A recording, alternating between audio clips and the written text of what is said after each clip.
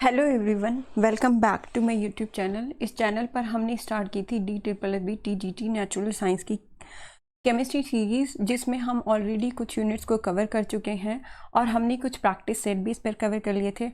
आज से हम इसकी PYQ सीरीज़ स्टार्ट करने जा रहे हैं। तो आज की इस PYQ सीरीज़ में हम देखेंगे वो एग्ज़ाम जो 27 सितंबर 2018 को हुआ था, फीमेल वाला, शिफ्ट 1। तो आज हम शिफ्ट 1 के कुछ सॉल्यूशंस देखने वाले हैं और इसमें हम सबसे पहले कवर करेंगे केमिस्ट्री के क्वेश्चंस को। तो आज हम पार्ट 1 में केमिस्ट्री के कुछ क्वेश्चंस कवर करने वाले हैं। So let get started. देखो यहाँ पर फर्स्ट क्वेश्चन है, the type of interactions present between sulphate ion and iodine molecule is. Options are ion dipole, ion induced dipole, dipole dipole, dipole induced dipole. देखो एक तो बोला है यहाँ पर सल्फेट आयन। सल्फेट आयन होता है SO4 2 नेगेटिव आयन। तो ये तो सीधा दिख रहा है यहाँ पर ये आयन है। अगर ये आयन है तो या तो ऑप्शन ए आएगा या ऑप्शन बी आएगा। दूसरा हमें बोला है आयोडीन मॉलिक्यूल, और आयोडीन एक नॉन पोलर मॉलिक्यूल है। तो नॉन पोलर मॉलिक्यूल में कोई चार्ज नहीं होता। अगर यहाँ पर कोई चार्ज नहीं है तो इसका मतलब ये जो आयन है वो इसके अंदर डाइपोल इंट्रोड्यूस करेगा, यानी यहाँ पर कोई डाइपोल है नहीं, इसके अंदर डाइपोल इंड्यूस करना पड़ेगा। और यहाँ पर जो डाइपोल इंड्यूस होगा वो इस आयन की वजह से होगा। तो इसका मतलब यहाँ पर जो फोर्स ऑफ अट्रैक्शन होंगे वो होंगे ion induced dipole, ion induced dipole interaction. So option B is correct. ठीक है, देखो आयन डाइपोल क्या होते हैं। अगर आयन होता और यहाँ पर कोई डाइपोल होता जैसे H2O, तो ऐसे याद रखना, अगर आयन और नॉन पोलर है तो आयन इंड्यूस्ड डाइपोल हो गया। अगर पोलर मॉलिक्यूल होता वाटर की तरह तो कौन सा होता, फिर आयन डाइपोल हो जाता। फिर डाइपोल डाइपोल क्या होता, यानी H2O और H2O के बीच जो इंट्रैक्शन है वो क्या हो जाती फिर हमारी, या H2 हो गया या H2O HCl के बीच जो होती है वो कौन सी हो जाती है, डाइपोल डाइपोल। और डाइपोल इंड्यूस्ड डाइपोल में क्या होता फिर H2O और I2 के बीच, यानी इंड्यूस्ड डाइपोल वहाँ पर होगा जब कोई नॉन पोलर है और डाइपोल वो होगा अगर कोई पोलर मॉलिक्यूल है। तो पोलर और पोलर के बीच इंट्रैक्शन डाइपोल डाइपोल, पोलर और नॉन पोलर के बीच डाइपोल इंड्यूस्ड डाइपोल, आयन और नॉन पोलर मॉलिक्यूल के बीच आयन इंड्यूस्ड डाइपोल, आयन और पोलर के बीच ion dipole interaction. So option B is correct, जो आयन और इंड्यूस्ड डाइपोल यानी आयन और नॉन पोलर मॉलिक्यूल के बीच है। ठीक है, next. When a beam of light enters a dark room, the dust particles in its path become clearly visible. This is due to। तो जब कोई डार्क रूम में लाइट एंटर करती है तो जो डस्ट पार्टिकल है वो दिखने लग जाते हैं ना। ये फिनोमेना सबने देखा होगा। इसको क्या कहते हैं? ऑप्शन है electrophoresis, Brownian movement, Tyndall effect और कोएगुलेशन। इसे क्या कहते हैं? इसे कहते हैं टिंडल इफेक्ट। अब ये जो डस्ट पार्टिकल होते हैं किसकी तरह बिहेव करते हैं? कॉलॉइडल पार्टिकल्स की तरह। ये क्या होते हैं? Colloidal particles in year. अब ये क्या करते हैं, ये लाइट को स्कैटर कर देते हैं डिफरेंट डायरेक्शन में, और लाइट के स्कैटर होने की वजह से हमें जो लाइट है या जो पाथ है वो हमें क्लियरली विजिबल होता है। इस फिनोमिना को हम क्या बोलते हैं? Tyndall effect. अब यहाँ पर दूसरे फिनोमिना भी देखे, उन्हें देख लेते हैं एक बार। देखो एक है यहाँ पर ब्राउनियन मूवमेंट। ये जो कोलाइडल पार्टिकल्स होते हैं ये जिग-जैग रैंडम मोशन में होते हैं। तो इनका जो जिग-जैग रैंडम मोशन होता है उसी को हम क्या बोलते हैं? Brownian movement. इलेक्ट्रोफोरेसिस क्या होते हैं? ये जो कोलॉइडल पार्टिकल्स होते हैं इन पर होता है चार्ज पार्टिकल्स होते हैं, यानी ये पॉजिटिवली चार्ज्ड भी हो सकते हैं या नेगेटिवली चार्ज भी हो सकते हैं। अब अगर इनके ऊपर इलेक्ट्रिक फील्ड अप्लाई कर दिया जाए, यानी इन कोलॉइडल पार्टिकल्स के ऊपर अगर इलेक्ट्रिक फील्ड अप्लाई कर दें, तो या तो नेगेटिव इलेक्ट्रोड की तरफ मूव कर जाएंगे या पॉजिटिव इलेक्ट्रोड की तरफ मूव कर जाएंगे। और इन्हीं के इसी मूवमेंट को मान लो अगर पॉजिटिव पार्टिकल है, अगर कोलॉइडल पार्टिकल पॉजिटिवली चार्ज है तो कौन सी इलेक्ट्रोड की तरफ मूव करेगा? नेगेटिव इलेक्ट्रोड की तरफ। और अगर जो चार्ज पार्टिकल है वो नेगेटिव है तो कौन से इलेक्ट्रोड की तरफ मूव करेगा? पॉजिटिव प्लेट की तरफ मूव करेगा। इनके इसी मूवमेंट को हम क्या बोलते हैं? इलेक्ट्रोफोरेसिस। ठीक है, नेक्स्ट आता है कोएगुलेशन। तो कोएगुलेशन क्या होता है? कोएगुलेशन होता है अगर हम किसी भी कोलॉइडल सॉल्यूशन का हम क्या कर लेते हैं? प्रेसिपिटेट बना लेते हैं। तो अगर हमने कोलॉइडल सॉल्यूशन को प्रेसिपिटेट कर लिया, तो अगर कोलॉइडल सॉल्यूशन प्रेसिपिटेट हो जाता है उसको क्या बोलते हैं? कोएगुलेशन। अब ये जो प्रेसिपिटेट बनाए हैं इसको बनाने के लिए इसमें एक इलेक्ट्रोलाइट ऐड करना पड़ेगा या कोई एजेंट ऐड करना पड़ेगा जिसे कोएगुलेटिंग एजेंट या फ्लॉक्यूलेशन भी बोलते हैं। तो कोएगुलेशन में क्या होता है? कोलॉइडल सॉल्यूशन से प्रेसिपिटेट बनाना। ठीक है, तो यहाँ पर मैंने सारे टर्म डिस्कस करवा दिए हैं, पर यहाँ पर जो हमें पूछा था उसका आंसर क्या था? Tyndall effect. Next, The total number of atoms in CO2 if 1 liter of air contains 0.03% volume of CO2 at STP। देखो यहाँ पर एक तो बोला है STP, और STP पे क्या होता है, मोलर वॉल्यूम, यानी हर गैस के 1 मोल में कितना वॉल्यूम होता है STP पर, 22.4 लीटर। कितना होता है, 22.4 लीटर। यहाँ पर हमें एटम पूछे हैं, तो पहले तो हम मॉलिक्यूल्स निकाल लेते हैं, यानी 22.4 लीटर में कितने मॉलिक्यूल्स होंगे, Na, और Na की वैल्यू हमें पता है कितनी होती है, 6.022 इंटू 10⁻23। ये होंगे मॉलिक्यूल्स होंगे। ये पहले मॉलिक्यूल्स निकालेंगे फिर एटम्स निकालेंगे। हमें पूछा है 1 लीटर में, और 1 लीटर में भी हमें कितना वॉल्यूम दिया है, 0.03%। तो अगर मैं 0.03% निकालूँ 1 लीटर का,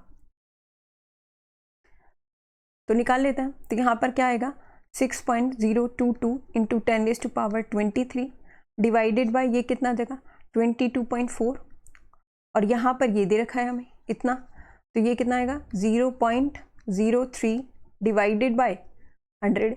इसको सॉल्व कर लो, इसको सॉल्व करके आंसर कुछ आएगा 0.8 इंटू 10⁻19, ये कुछ आएगा, ठीक है। पर ये जो हमारा आंसर निकल कर आया ये क्या है, मॉलिक्यूल्स। पर हमें मॉलिक्यूल्स नहीं पूछा, हमें एटम्स पूछा है। किसमें, CO2 में। तो CO2 में एटम देखेंगे तो एक किसका है, कार्बन का, और 2 किसके, ऑक्सीजन के। 2 + 1 कितना आएगा, 3। तो यानी टोटल एटम कितने हैं, 3। तो उसको 3 से और मल्टीप्लाई कर दो। 3 से मल्टीप्लाई करूँगी तो कितना आएगा, 2.4 इंटू 10⁻19। तो इसके अंदर कितने एटम्स आएंगे, 2.4 इंटू 10⁻19 एटम्स आएंगे। So option B is correct, right. Next, the age of ancient ideal is estimated by. तो एंशियंट आइडल हमें कोई दिया है, कोई मूर्ति है जो बहुत पुरानी है, उसकी एज हमें निकालनी है। तो वो कौन से मेथड से निकालेंगे। अब देखो, एज निकालने के लिए ना आप याद रखना 2 मेथड, वैसे तो और भी होते हैं बट आप 2 मेथड याद रखना। एक तो आपको याद रखना है ये यूरेनियम लेड मेथड,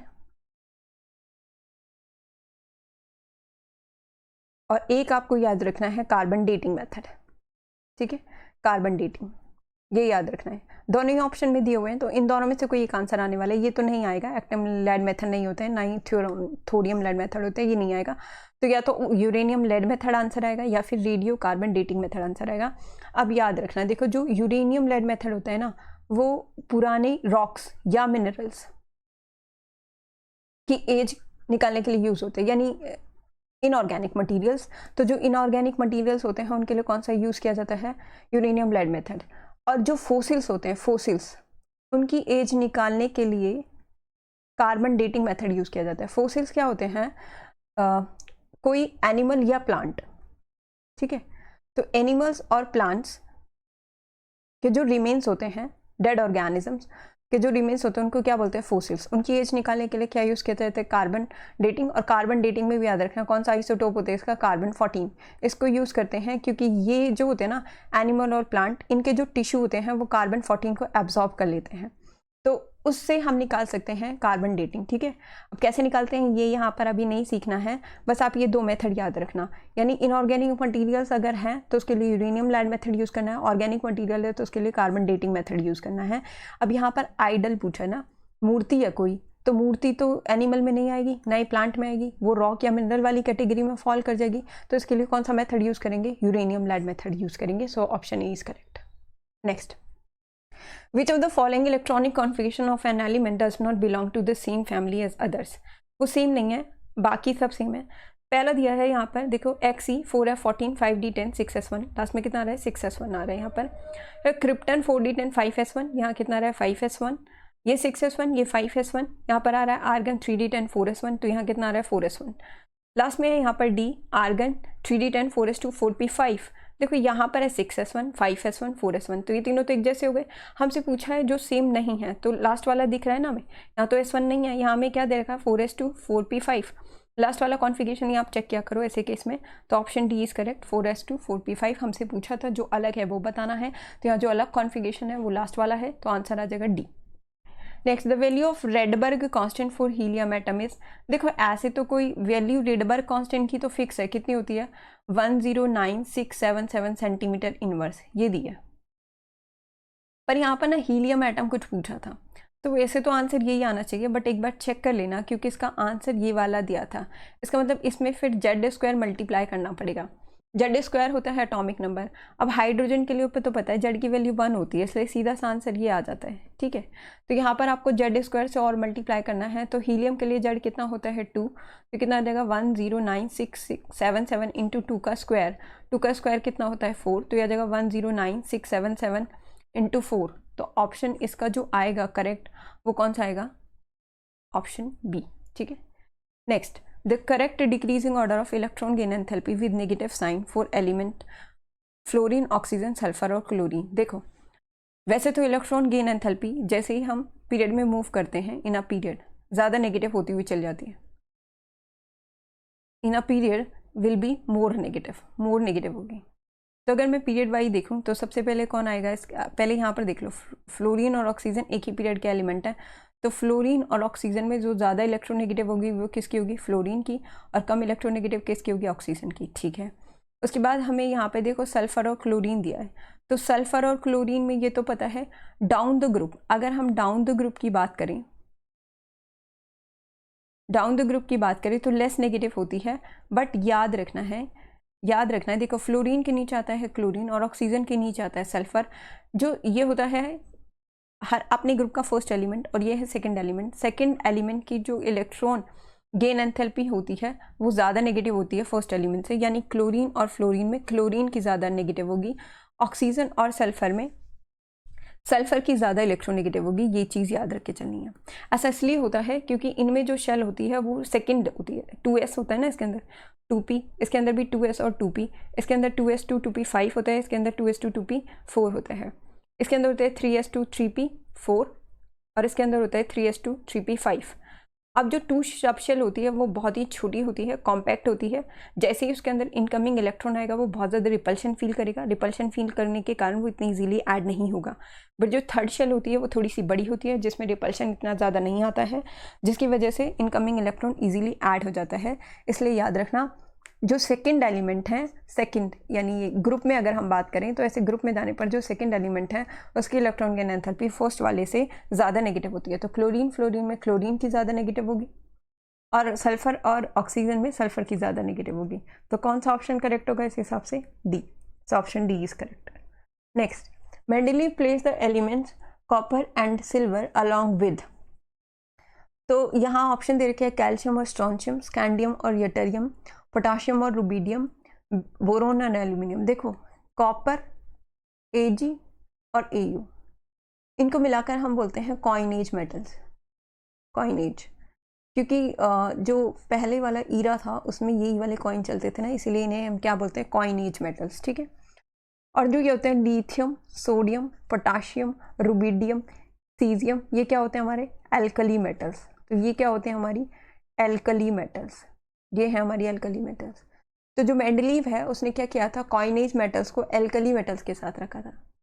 तो जो मेंडलीव है उसने कॉइनेज मेटल्स को किसके साथ रख दिया था, एल्कली मेटल्स के साथ। तो चेक कर लो यहाँ पर एल्कली मेटल्स है ऑप्शन सी में, तो option C is correct, potassium and rubidium. Next, which of the following ion does not give conjugate base, conjugate base कौन सा नहीं देगा। तो ये मैंने एसिड बेस सॉल्व करवाया ना, वहाँ पर बताया कॉन्जुगेट बेस और कॉन्जुगेट एसिड कैसे बनाना है। अगर आपके पास कोई भी कंपाउंड है, कोई भी एलिमेंट है, कोई भी कंपाउंड है, तो उसमें अगर H पॉजिटिव ऐड करेंगे तो कॉन्जुगेट एसिड बनेगा। बेस बनाने के लिए वहाँ से H पॉजिटिव रिमूव करना है, अगर H पॉजिटिव रिमूव कर देंगे तो बेस बन जाएगा। अब जैसे जो हमें सबसे फर्स्ट ऑप्शन दिया है वो दिया है H2PO2 नेगेटिव। अब अगर मैं इसमें से H पॉजिटिव लूज़ करा दूँ, इसका बेस बनाने के लिए H पॉजिटिव लूज़ कराना है, अगर एसिड बनाना होता तो H पॉजिटिव ऐड करा देते। तो यहाँ पर आ जाएगा H तो गया, एक बचेगा HPO2, एक नेगेटिव ऑलरेडी है, लूज करने के बाद एक और नेगेटिव आएगा तो बन गया 2 नेगेटिव। अब जो यहाँ पर ना ऑक्सीडेशन स्टेट कैलकुलेट करके देख लो फास्फोरस की, और ऑक्सीडेशन स्टेट मैंने जो केमिकल इक्वेशन करवाई है उसमें बताया ऑक्सीडेशन स्टेट कैसे कैलकुलेट करना है। देखो इसकी होगी +1, इसकी कितनी होगी -2, इसकी कंसिडर कर लेते हैं x, तो +1 + x -4 इक्वल टू -2 कितनी आएगी है, x - 3 इक्वल टू -2, तो x कितनी आ जाएगी यहाँ पर +1। ठीक है, और जो हमारी फॉस्फोरस है ना उसकी जो पॉसिबल ऑक्सीडेशन स्टेट होती है वो +3 और कितनी होती है +5। इसका मतलब ये पॉसिबल नहीं है, तो ऑप्शन ए ही करेक्ट है हमारा वैसे तो, पर बाकी ऑप्शन भी चेक कर लेते हैं। जैसे नेक्स्ट हमें दिया है H2PO3 नेगेटिव, तो अगर H2 प्योर नेगेटिव है, इसमें से माइनस H पॉजिटिव करो तो कितना आएगा यहाँ पर HPO3 2 नेगेटिव। यहाँ से कैलकुलेट करो, इसका कितना हो गया +1, इसका कितना हो गया -2, तो ये क्या हो जाएगा +1 + x -6 = -2। तो यहाँ से कैलकुलेट करो x - 5 = -2, तो x कितना आ जाएगा +3। ठीक है, ये ऑक्सीडेशन पॉसिबल है। उसके बाद आ जाओ H2PO4 नेगेटिव, तो H2PO4 नेगेटिव में से एक H पॉजिटिव लूज करा दो तो कितना आएगा यहाँ पर HPO4 2 नेगेटिव। तो यहाँ से कैलकुलेट करेंगे तो ये हो गया +1, इसका कितना कंसीडर किया x, ये है -2, तो +1 + x - 8 = -2, तो कितना हो जाएगा x - 7 = -2, तो x कितना आ जाएगा +5। करेक्ट है।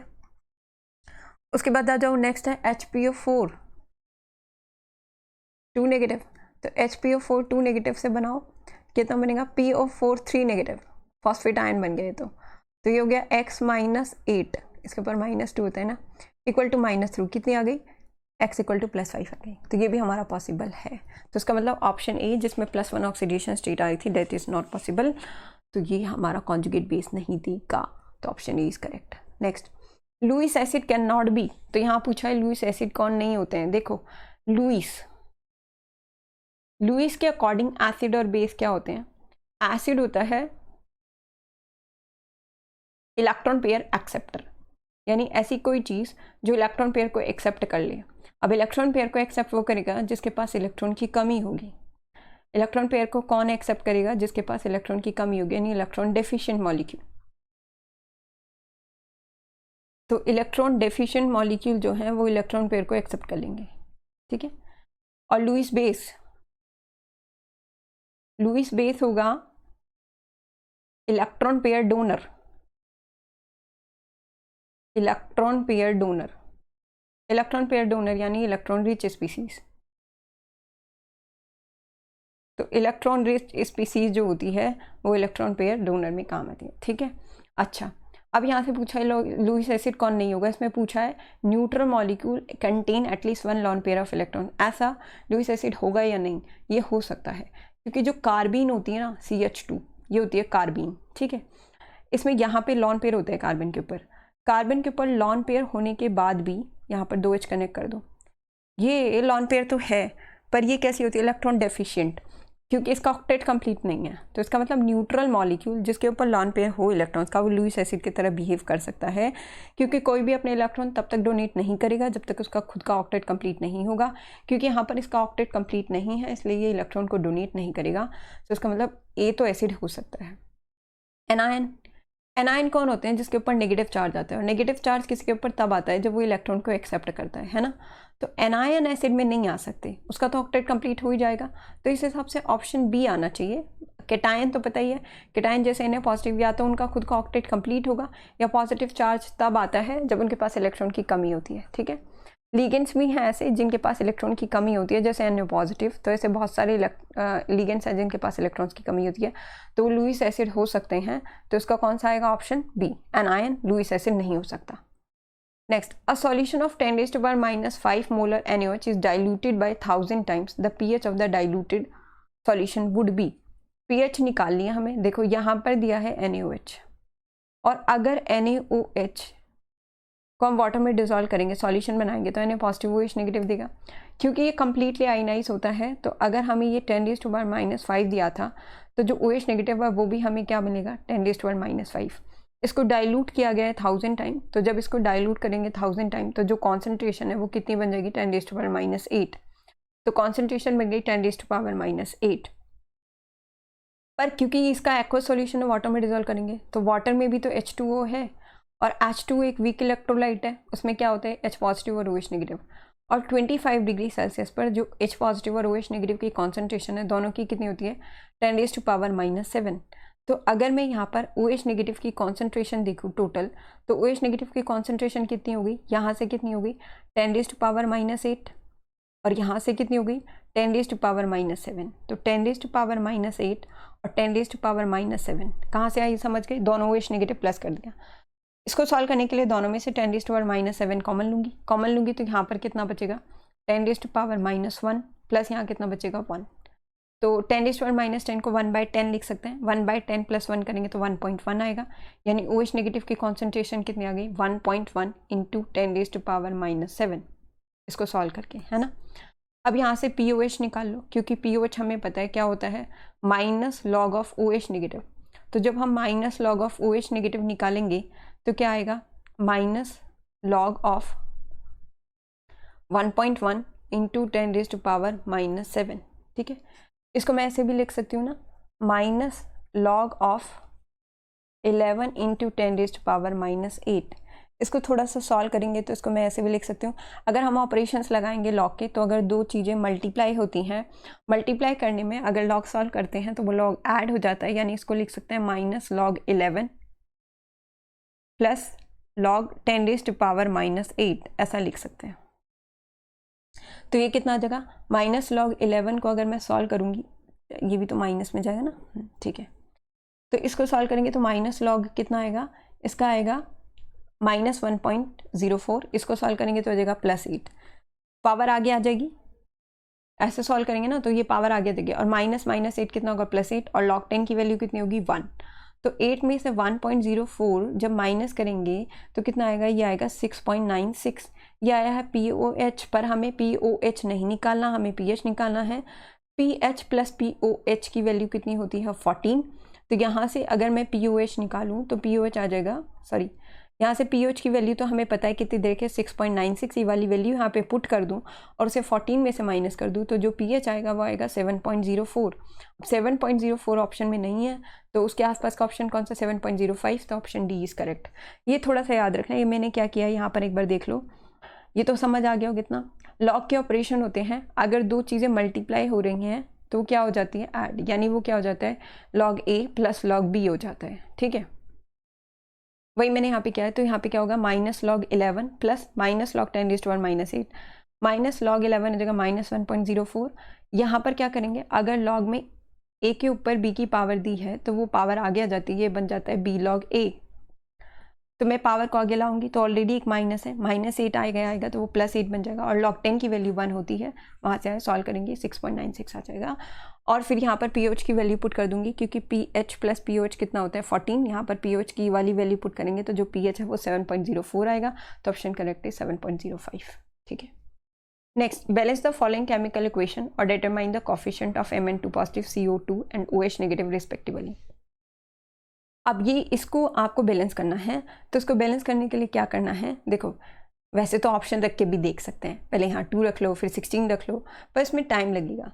तो इसको बैलेंस देखो कैसे करना है, इसको बैलेंस इस तरीके से करना। आप लोग यहाँ पर कितना दिया है, आपको दिया है यहाँ पर MnO4 नेगेटिव + C2O4 2 नेगेटिव।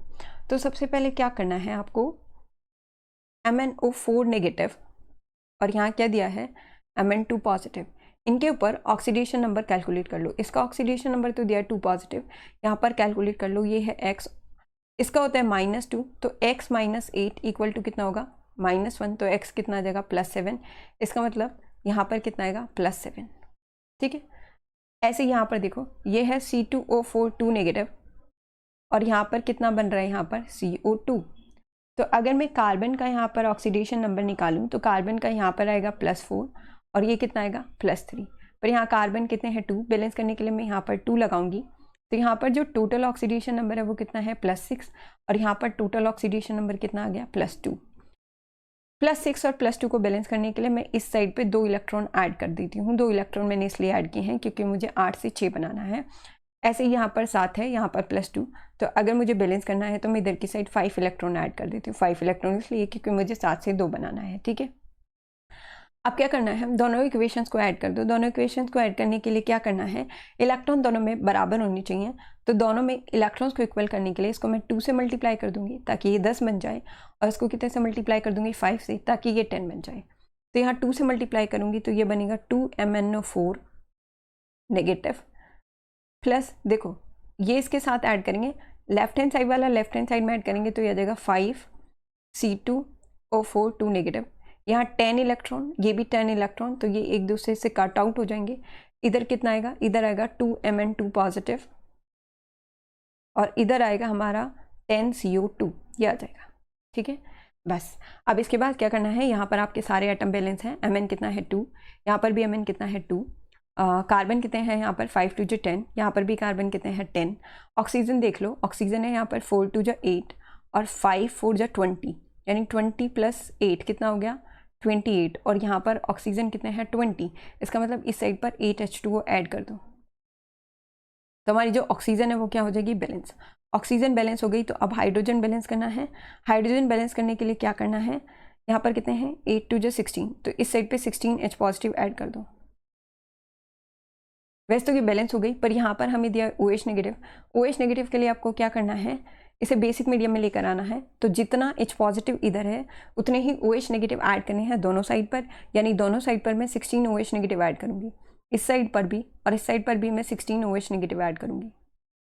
तो ये वाला 16 H पॉजिटिव और ये 16 OH नेगेटिव मिलकर क्या बना लेंगे 16 H2O।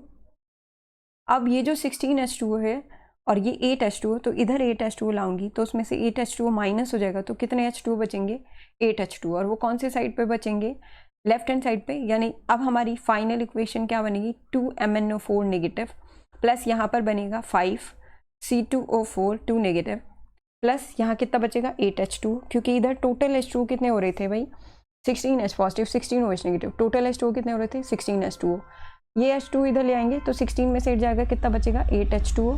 फिर ये क्या होगा 2Mn2 पॉजिटिव प्लस इधर क्या बचेगा 10 CO2 और क्या बचेगा यहाँ पर 16 OH नेगेटिव, ये हो गया। तो ये हमारा आंसर आएगा।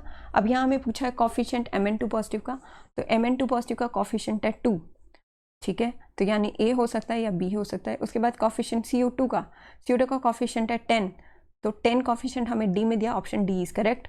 और जो हमारा लास्ट वाला किसका पूछा OH नेगेटिव का कॉफिशिएंट है 16, so option D is correct, ठीक है।